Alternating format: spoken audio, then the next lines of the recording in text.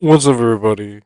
Welcome to Sleep Atomic, and we're reviewing The Mandalorian, Chapter 13, The Jedi. And the first thing in, we get the most uh, stealthy looks at the Jedi. There's mist, there's a few, like, soldiers or mercenaries working under Morgan Elsbeth, and they're in a little gated like fortress town, kind of like a daimyo shogun kind of setup. There's even a Asian family, and but it's not one of the nicer ones because there's also some like prisoners or people being punished or held captive in little a a futuristic stockade. They're just standing up, and there's like these rings that tase them. Looks like if they slouch, pretty much. Maybe it holds them up too. But I went the rough way, and if they slouch at all and touch the three rings at their knees, hips, and shoulders, they get tased. And we find ourselves with Ahsoka fighting off the soldiers trying to keep her away from the gates of the town. And again, it's very misty, and she's showing her stuff, being a very like looming, stealthy threat. She'll like take one out, block some blasts, and like turn off her lightsaber. And pretty much before you know it, she's like cutting one down, and then one other soldier is further away, is like falling back, and then she's already to the one the camera is focused on and cutting him down before finishing them all off and demanding information from Morgan Elsbeth standing above the gate. And it's a small, like, snippet of, like, a action movie. It's like, will you keep doing this, Jedi? Like, and she has, like, a little hostage. Like, it's like, how many you gonna sacrifice, man? Like, or Ahsoka? It's like 1, 10, 100. And this nice intro to the Ahsoka show eventually. And it fits like perfectly because that's pretty much what Din Djarin's been doing this whole time, just like walking in the middle of something or like someone pulling him into something. Nothing seems to be amiss. It doesn't seem shoehorned. It's just perfectly like laid together. But we pick up with him and he's just like, hey, like we're going to this thing, and he's like kind of like narrating, but he's like talking to what we find out is Grogu. Our little green guy has a name now, but Grogu himself is like kind of like knowing what's coming, and he's like, hey, like he's like prepping him like mentally. He's like, oh yeah, we're gonna find the Jedi, but it's like this type of planet, and then kind of like reflexively, he's like eyeing that little ball he was playing with, but this time it would be for comfort. The little knob that was at the end of like a lever that you kind of like screw off, and then he's like, "Hey, don't touch that." But Din Djarin just kind of goes back to like piloting and like landing and stuff. But eventually, like it shows that it cuts away before it shows him like using the Force to like and listening to what Din Djarin had said, like get to your seat, and like he got the ball even though like he only like half obeyed. He's like, hey, like this can't leave the ship. Like our Mandalorian just like, hey, blah blah blah, kind of like telling him what he can and can't do, and then like pockets the knob. But he makes it to the gate now, daytime, but still not very clear. I guess it's regularly foggy here, and the soldiers at the gate are like, "Are you with the guild? Are you mercenaries?" Like, cool, and like gives you that vibes like from the night prior where he's like getting told to like track her down, her being Ahsoka. And he's like, oh, okay, like we do need to get her. Like, and he's pretty vague about what he's doing. He's like, oh, I've been tracking something, or he's been tracking for a few days, and he's looking for a layover. Like, I guess like somewhere to like get supplies or something. It reminds me of something else, but I can't like particularly like put my finger on it. But he tries to mingle with some vendors and like just some people to find Ahsoka, obviously. But he doesn't get far before he has to be escorted to Morgan, where she shows him this spear that's made out of Beskar to entice him after he was like pretty much trying to turn her down without like turning her down. It's like my price is high, like, and then she brings in the spears, like, oh well, you're not gonna let me say no. Uh, blah blah blah, and then like, where's she at? And Morgan gives him what he wants, like pretty immediately after like not being able to talk to any of the villagers. But she wants him to take her out and get rid of that problem for her, for the Beskar spear, and he just kind of like seemingly stoically like accepts, assumedly for her, with that question. In this episode, there's like a lot of like fair assumptions, and like it's not really a leap, but it's like where did you get that? You could say like if you were a different audience member, it's like well they assumed it, so they kind of assembled that whole outcome themselves with the possibilities.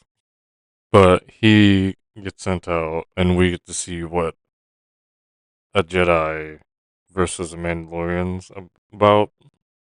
Even though, like, somewhere before this, they're like, "Oh, Mandalorians don't like Jedi." It's like, don't you want to like you want to hunt him or hunt her, right?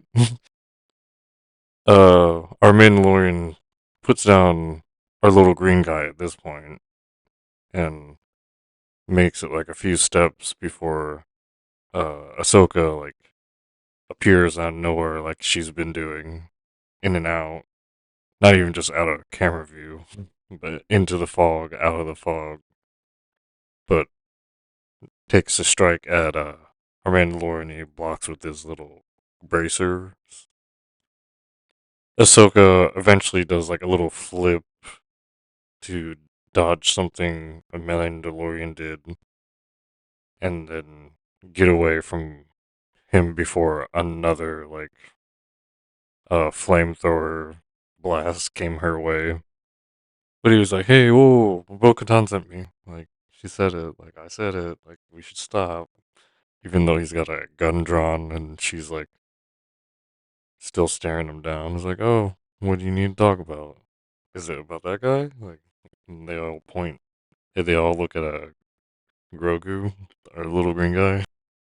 It's like a little hurried, but it's like pretty much matching the expectations of the audience.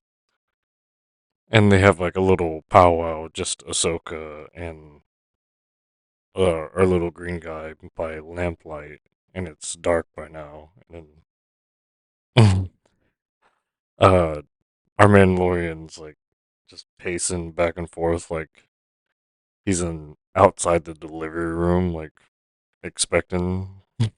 He's just like in the foreground of the shot. He's like trying to get some landscape in, and then like you see him like pass the camera, like you could see just his head and shoulders walking back and forth, left and right, and then like they're pretty much just making faces at each other. If you had not known that they were Jedi, at least. She's like, huh, haha, interesting. I was like, oh.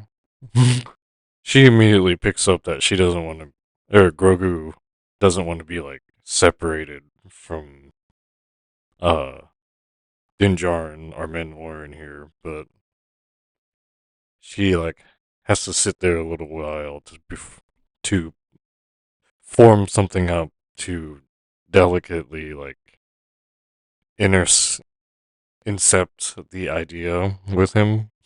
And either way, if you think of Grogu actually as his pet, like Din Djarin's been saying before, or like a child, uh, eventually Ahsoka says the thing, and he's like, he thinks of you as his father already. Like pause, heavy pause.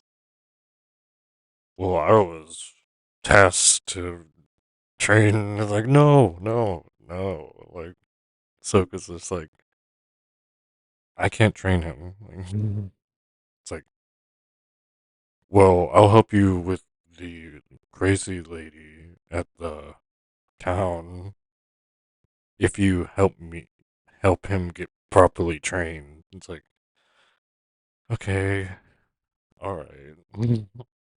Not in any of those words, but all of those expressions.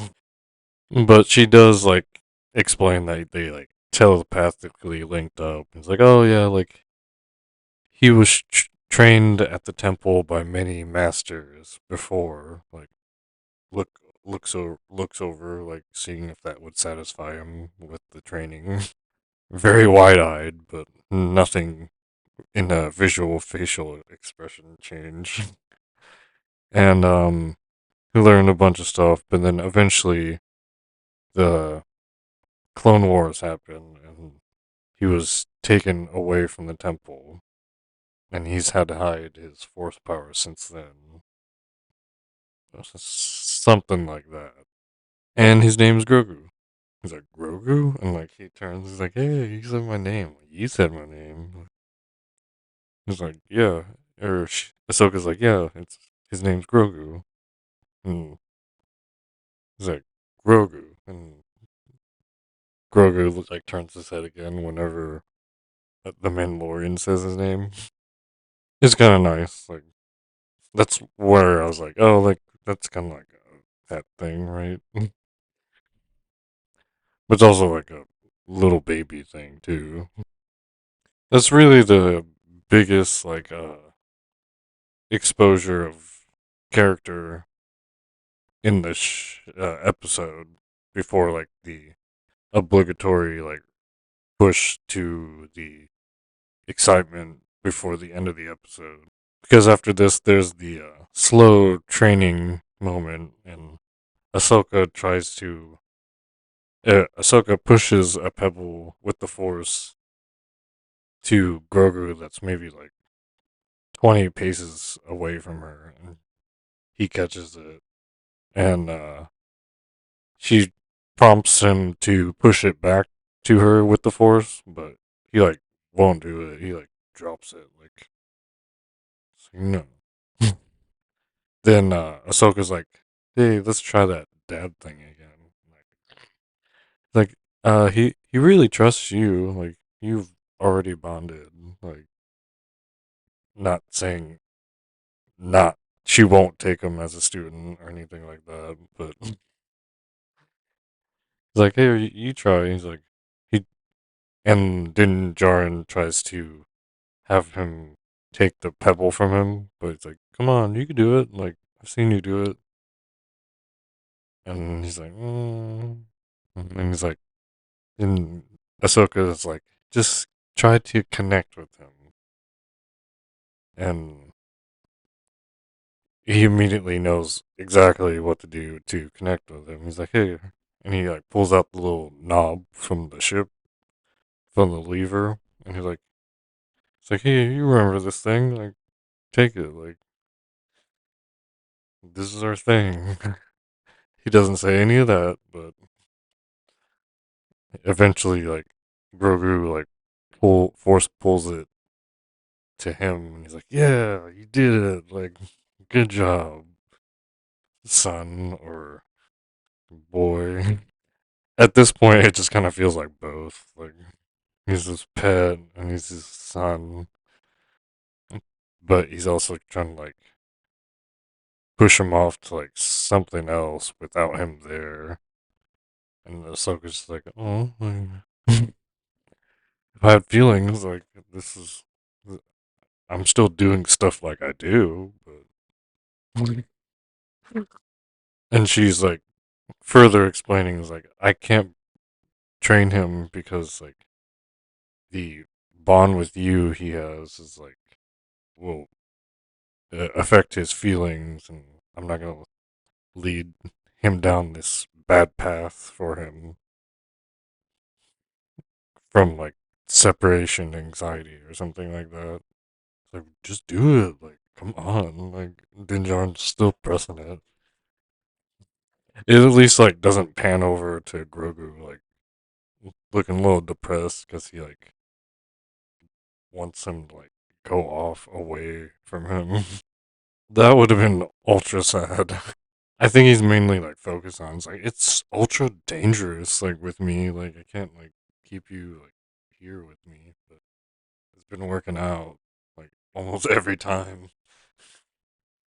But they come up with a plan to confront Morgan Elsbeth, like, off screen. And then we meet back up with the next scene, and it's Ahsoka, like, it's like, tell me where your master is. Like leading us a little bit more down to what she's up to. But eventually, like, Morgan's like, nah, and then, like, send all her forces against her. It's maybe like up to like 15 people that you could count that are different people. Maybe probably less than that if you're paying attention like that much. But she makes it seem like she defeated the Mandalorian that she sent after her, just so like they have the surprise element with Din Djarin. It's like she drops his like pauldron with the armor that they all kept like noting out. It's like a nice armor. Like, it's like, well, you person of Mandalore would probably appreciate this spear, like your armor there. At the time, I didn't think it was like leading up to this or anything. I thought it was just kind of like the beginning episodes when they all just noticed that. But that's when all the action starts happening, and eventually she like flees the little like courtyard pathway from the main like fancy building that Morgan stays in, and like through the townships like little alleyways, and there's the fight, and eventually our Mandalorian backs her up, and then like it's him and the commander. He's like guarding the door so like Ahsoka and Morgan can have their like showdown, but he's having a showdown with the other uh part of the opposition, and he's like eventually tries to fake him into dropping his guard, but he like never dropped it. He's just like hand above, floating over his holsters, just like almost like shaking, even though he's like not nervous about it at all. And the other guy's like, I'm just gonna put this giant rifle down so I can use my pistol. And then he just gets shot down.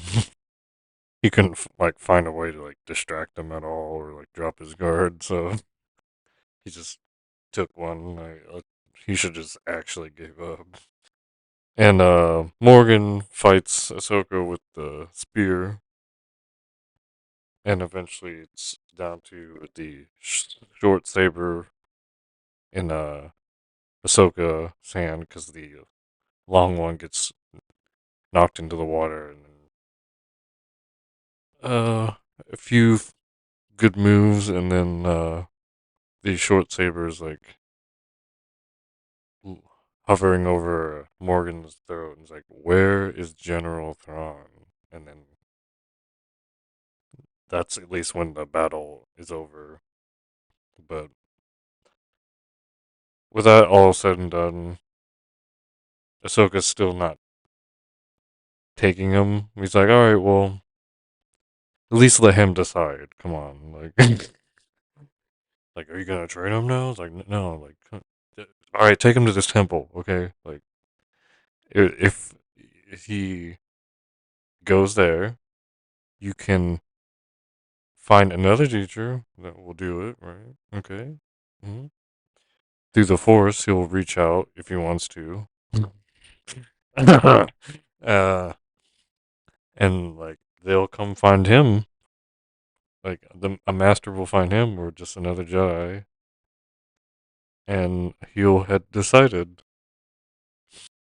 He doesn't say anything, but he's basically like, "All right, fine, fair enough.